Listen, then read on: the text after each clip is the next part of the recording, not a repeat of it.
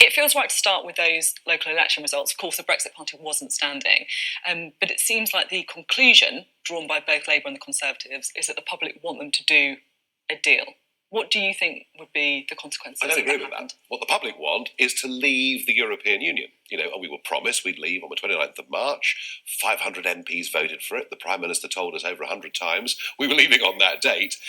The public don't want a deal, and certainly not the deal that Mrs May is talking about this morning, permanent customs union, alignment with single market rules. The public want to leave and for us to get on with the rest of that, our lives. What do you think the consequences would be if Theresa May and Jeremy Corbyn did push forward some kind of customs union proposal? I think if they push forward with this, it will be seen as a coalition of politicians against the people, and I think millions of people would give up on both Labour and the Conservatives. I really do. So it could be almost like a realignment of this would be the politics. Final betrayal. I mean, frankly, if May signs up to this, I can't see the point of the Conservative Party even existing. What's it for? I mean, you're using some quite loaded language here, the final betrayal, and you're also talking about what the public want. I mean, the problem with this, isn't it, is that people want different things. There are clearly some people who support your party who would like us to leave with no deal, but there is also a lot of people who would like to see a deal, or perhaps even to remain in the EU. If you look at the polling, you've got to bring people together, surely. In the last 2 months, there's been a remarkable shift in polling in this country. Leaving on WTO terms with no deal is now the most popular option by far. But it's not a majority, is it?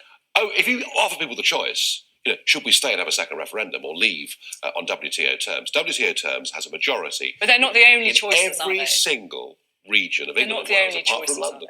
Well, they are. Either we stay or we leave, and that's really what it's all about. And I honestly think if May and Corbyn put together a deal where we leave in name only, but we're stuck inside all the European Union structures, then I think the realignment of British politics will happen even more quickly. I genuinely believe that SW1, the Westminster bubble, not just the politicians, but much of the commentariat too, are underestimating the desire for change out there in this country. Let's look at some of the polling, shall we? You, of course, didn't stand, as we said, in the local elections, but I have to say the Brexit Party is looking as if it is going to do extremely well in the European elections. Now, this is the latest polling from YouGov. You're up there on 30%. I mean, what are you expecting to happen? Well, I think that we've clearly done very, very well as a very new party. We've done well with the UKIP vote. That's almost disappeared. We've done well with the Conservative vote. I think the significance of what you saw on Thursday was... what will be a good night at the European elections? I want to pin you down. Let me just finish. The significance of Thursday night is we saw the first cracks in the Labour vote. The Labour Parliamentary Party are very, very Remain. Lots of them pushing for a second referendum and to remain. But there are 5 million voters out there, Labour voters, who voted leave, particularly in the Midlands, the North and South Wales. And I'd love between now and polling day to have a debate with Jeremy Corbyn about this, because people are very confused as to what Labour's standing for. Is that challenge? Well, it is if you want, it is a challenge, absolutely. I think if we can dig in to the Labour vote, then we can surprise even ourselves how well we do on May 23rd. That polling was not looking very good for UKIP, was it, as you mentioned, down on 4%? Yeah. When you see that, do you feel kind of sad, or do you actually feel secretly a little bit pleased? 26 years of my life, I was with UKIP. I was the leader, the chairman, the national organiser. For me, leaving UKIP was a difficult thing to do. But now, frankly, it's past its sell-by date. It serves no purpose. It's done. It's gone. I mean, Tommy Robinson is an advisor to UKIP. Yeah. One of its MEP candidates has used the N-word, other offensive language in videos. I mean, how would you define racism? Oh, well, in the case of that particular candidate, it's just outright abuse. Offensive abuse, and there's no doubt they've gone in that direction. Frankly, we won't even be discussing them after this election. Is UKIP a racist party, or at risk of becoming one? I think that it's attracted certain individuals that I would never have allowed to join UKIP. Okay, well, now let's talk about the Brexit Party, shall we? Who's funding you? Amazing. So we hit 85,000 yesterday, registered supporters, all paying £25.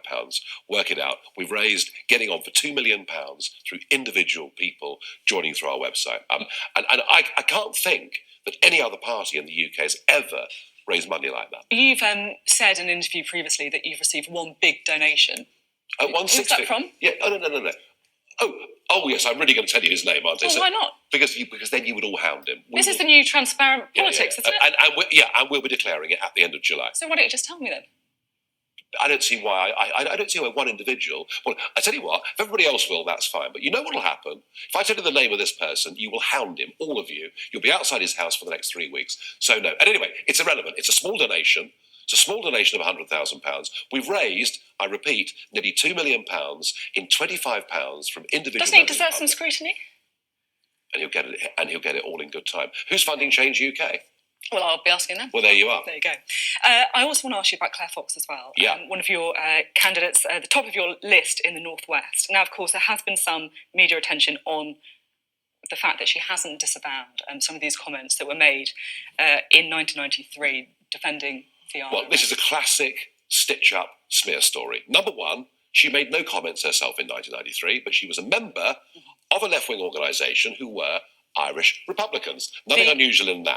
And what they said, the Revolutionary Communist Party, of which she was a member, they said, we defend the right of the Irish people to take whatever measures are necessary in their struggle for freedom. I mean, that was made after I think we may be looking at Warrington. Let's just be very clear, shall we?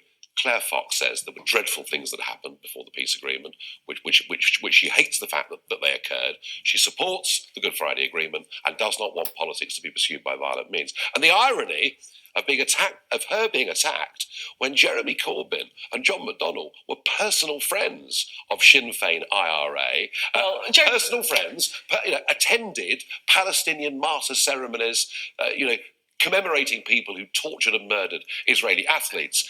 Frankly, just to be clear, Claire Fox, frankly, this is an irrelevant conversation. Jeremy Corbyn has said he has spoken to all sides in the debate. I have also asked Jeremy Corbyn about his relationship with the IRA in previous interviews. I think it is fair to do the same. It's fair to say that he knew Adams and McGuinness very, very well. Okay. Absolutely. Now, I also want to ask you about some comments that you yourself made quite recently as well.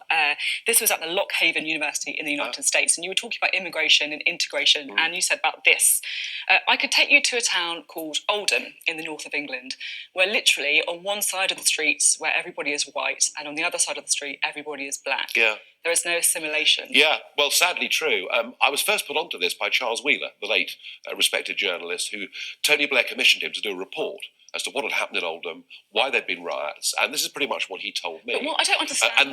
And then in 2012, Oldham Council themselves, having looked at the 2011 census, said we have a massive problem here of division.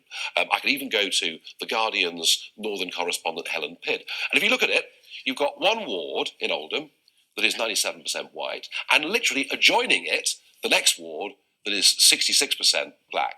There is a 66% black? Yes. Because if you look at the census, however, some streets, some streets are well over 90%. 1.2% of the population is black. Are you sure have you been to Oldham? I have, yes. Well, I tell you what. Let's go this week, shall we? And let's go this week. I will go to Oldham. And I will show you. There is complete segregation within Oldham. Can I just be really clear? If you're arguing for segregation, that's fine. I'm arguing for integration. I think there's a real problem here. I'm actually not talking necessarily about integration, because there is a complex debate on that. What I'm talking about is the specifics of facts, because 1.2% of the population in Oldham is black. So I just want Should we just try this again? In one of the wards in Oldham, it is 97% white, and the adjoining ward is 66% black. Now, you can believe me or disbelieve me, but they are the facts. And I'm making an argument here for integration. What's wrong with that? Okay. What's the Brexit Party's policy on immigration? We want a sensible immigration where we don't discriminate against people that come from India, Australia, and the rest of the world. Okay. Now, just finally, who do you think should be the next Conservative Party leader? I'm not sure that debate's really relevant. I know people talk about Boris or Dominic Raab. Well, both of them voted for Theresa May's treaty in the final analysis. I'm not sure either of them really would deliver a proper Brexit. Steve Baker? I think there's a different conversation coming here. I think maybe the Conservative Party, as it is, isn't really fit for purpose. Maybe we're thinking really here now about a complete realignment of British politics. The two-party system does not work. They serve no one but themselves, and I believe if ever there was a moment when that two-party structure would break down and be replaced by something new, it's now, and that's what we in the Brexit Party are going to try and do. Okay. Ambitious, I agree. Nigel Farage, thank you for being on the programme.